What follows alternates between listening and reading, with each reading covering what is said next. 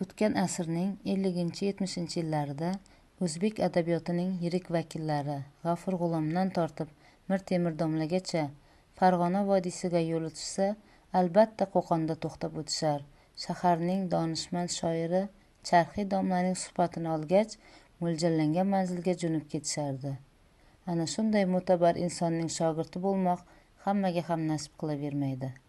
Bu sharafli shogirdlik maqomi qaysidir jihatlari bilan domlaga o'xshab ketadigan Nosir Zohidga nasib etgandan ko'pchilik uzukka ko'z qo'ygandek bo'libdi deganda.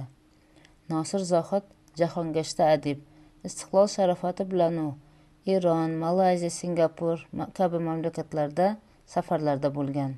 Lekin shoir tili bilan aytganda sehrli diyor, okean ortidagi mamlakat Amerika Qo'shma Shtatlariga safar qilish istagi, orzusi tinchlik bermay kelardi. Allohning inoyati bilan 2007-yilning bahorida adibga u yerga borish nasib etadi. Nosir Zohidning 5-yirik asari Nadomat romani Amerikaga qilgan safari taassurotlar mahsuli edi.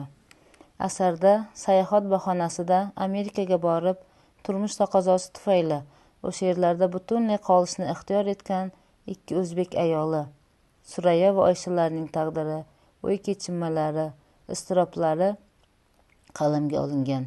Kitob badiiy jihatdan puxta, voqealar tizimi to'qima obrazlarida ham mahorat bilan foydalanilgan. Mutolaa jarayonida qahramonlar sizning ham hayotingizning bir qismiga aylanadi. Go'yo ular bilan birgalikda yashay boshlaysiz, dardlashasiz.